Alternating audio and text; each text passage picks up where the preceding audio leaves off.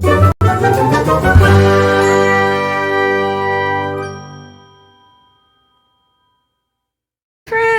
welcome back to VEDA. I think there were a couple of days there where I just did a short instead of an actual longer video. I'm gonna count it. Usually I would be super hard on myself and not count it, but you know what? I'm busy all the time. I'm a teacher, I'm a mother, I'm just always busy taking care of someone else. So, or someone's else. That doesn't make sense, but like more than multiple people, more than one person. Anyways, I did a thing today, and I'm not proud of myself, but I'm also not proud of myself. I know we just updated all my goals from my bookish bingo from hell. We did. We really did. And I was feeling super proud. I was at like 65% of the books that I've hauled in 2025. I've also read, and you know, that's like all smiles and greatness. Yeah. I unhauled a bunch of books and went to Bookman's, and I had quite a bit of credits, and I might have spent half of my credit. So will there be more books bought this year? Probably. Here's the thing, my Bookman's does this summer reading program where if you buy 9 books, the 10th is free and you get like a stamp card. But it's only until the end of August. And it is currently August. You're welcome. So I have like 2 more weeks, but I have half a card finished. So basically I need to buy 5 more books and I'll get the 6th for free. So I only want to go back to Bookman's and get 6 books. I don't want to start a whole nother card unless I can finish a whole nother card. So 16 books. I either need to buy 6 more or 16 more books. With that being said, I have a book haul for you. Here's the thing, I didn't spend any money. I just traded old books, got credit, and spent that credit, or part of that credit. I don't know. It's not really about the money. I was just doing really good. Let's just talk about the books I got. Most of them are romance.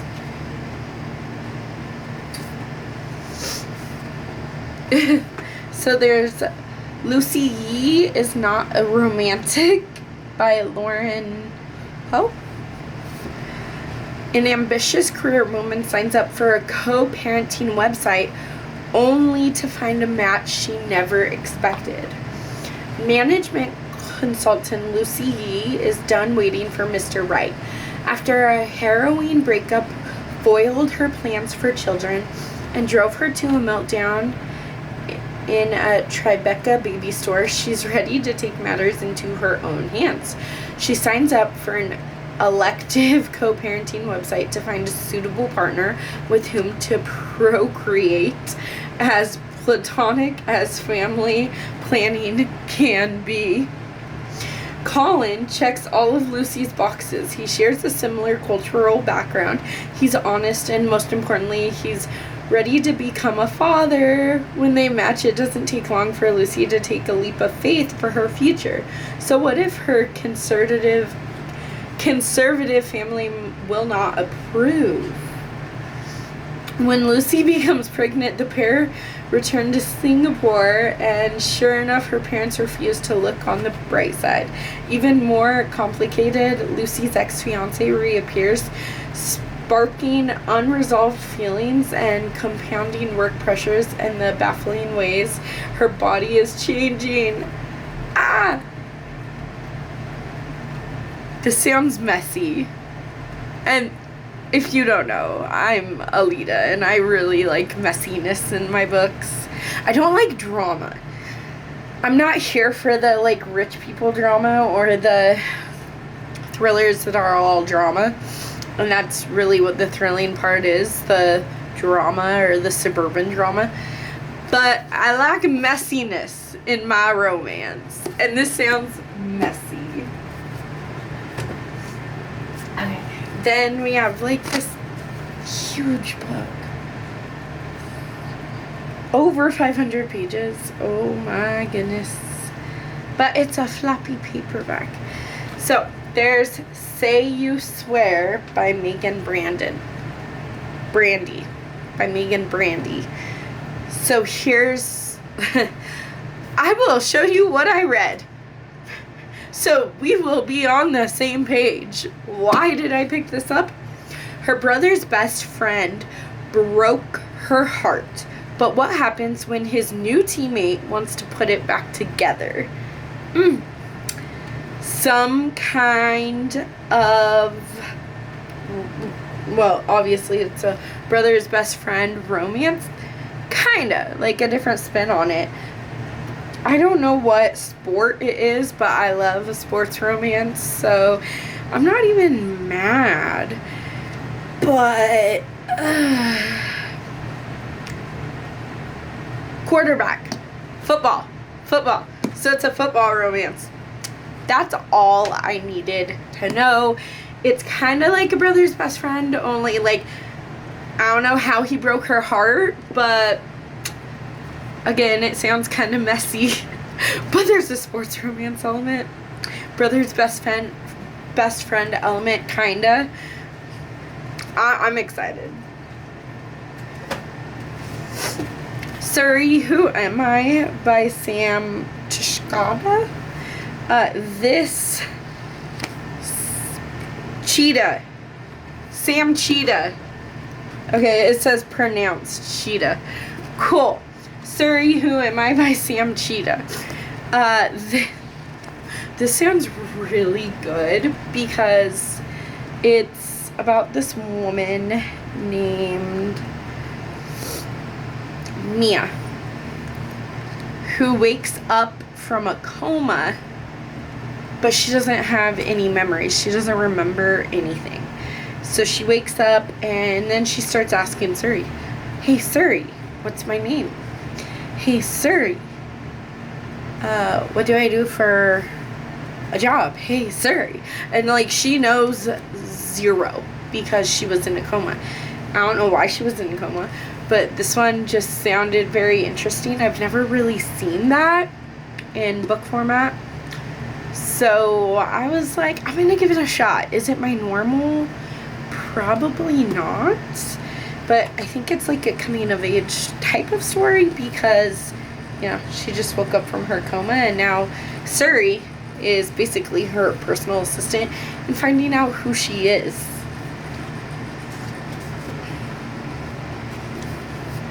Then we have For Twice in My Life by Annette Christie. Annette Christie. That name sounds familiar.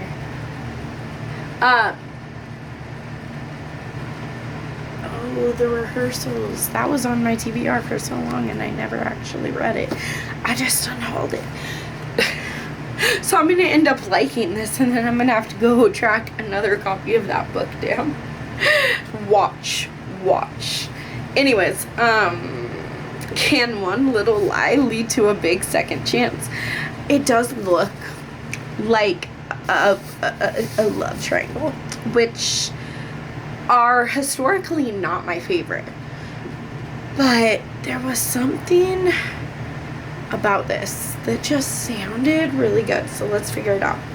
Leia's chaotic life transforms when she meets Ian. Ambitious, committed, and thoughtful. Ian is everything she's dreamed of, and she knows he'd say the same about her. So when he breaks up with her out of the blue, Leia is stunned. What went wrong? Then Leia gets a call from the local hospital. Ian's had a biking accident. He's okay, but he needs his someone, to get him home safely. As it becomes clear that Ian doesn't remember he ended things, It also becomes clear that the accident has given him a new outlook on life, and Layla a second chance to get things right. That is until Ian's younger brother comes to town. Matt is restless and unpredictable, and he threatens to upset the careful balance Layla and Ian have built. As the situation gets more complicated, both at home and at work, Layla realizes she might lose her chance at real love and real happiness if she doesn't come clean about the stories she's been telling to Ian, to Matt, to her family, and to herself. Oh gosh. That sounds so good. This one's gonna make me cry. I hope. I think this one might make me cry. And again, it sounds really messy. That's the theme of this book haul, is messy. Okay. Room to Breathe by Liz Talley. Forget exes, fiancés, and lovers. This mother-daughter relationship defies complex. For a good part of Daphne's life, she was a supportive wife and mother. Now she's divorced and her daughter Ellery is all grown up. Daphne's celebrating the best part of her life, a successful career and a flirtation with an attentive man 15 years younger than her, who happens to be her daughter's ex-boyfriend. That's all I read at Bookman's. I was like, oh, she's dating her daughter's ex-boyfriend. Ugh. And that sounded, you guessed it, messy. So of course I gotta try it.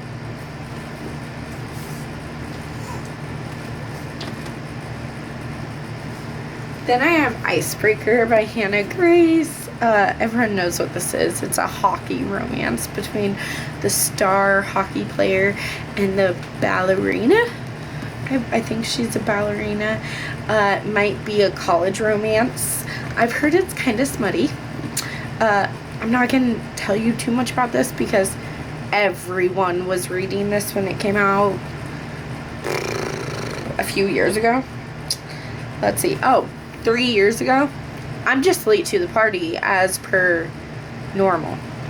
Are we surprised? No.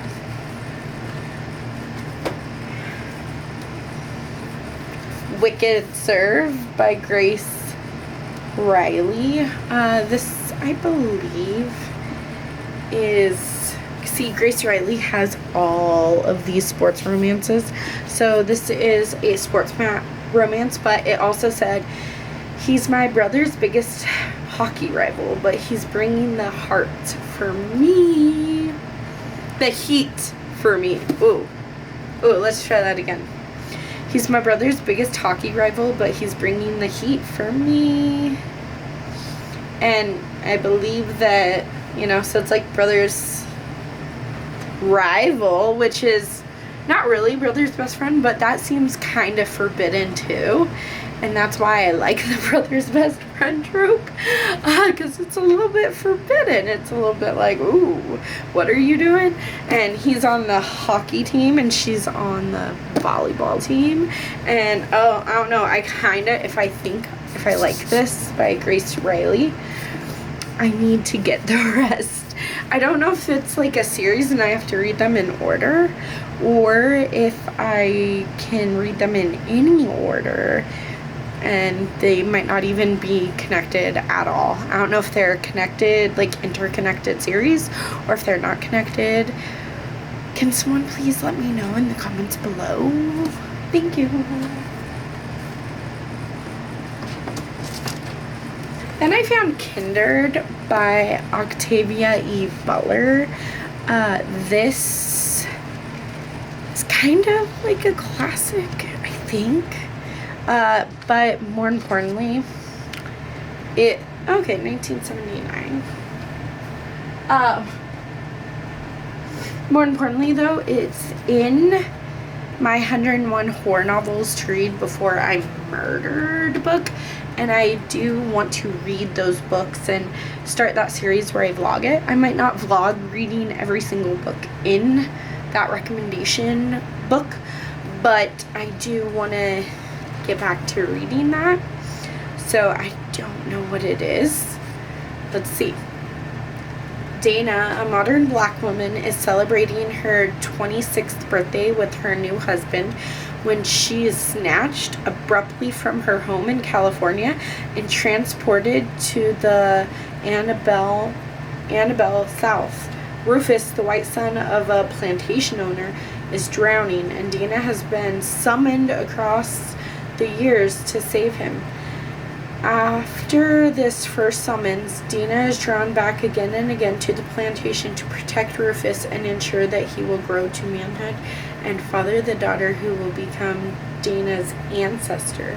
Yet each time Dana's adventures become longer and more dangerous until it is uncertain whether or not her life will end long before it has ever began. Ooh, okay, it seems kind of sci-fi. It's like, obviously horror. I hear the horror in there, but sci-fi too. So I think they were all romance except for this one. But like I said, I did a thing. I'm not proud of myself for buying those books, but you know what, it is what it is. You only live once, and I've actually been doing really good on not buying books this year. Say what you will, but I bought like 50 books in 8 months, and for me that used to be like 3 book hauls. But I don't go to the bookstore anymore. My husband and I were talking about that today. Today I've been telling him for like a month. I'm like, hey, it's their summer book sale. I really want to go check it out, for one. And for two, I have a bunch of books that I want to on haul, and they'll give me credit. And whatever's left, we donated to the thrift store. So, with that being said, I hope you enjoyed this video. Don't forget to smash that like button and subscribe to my channel. Bye!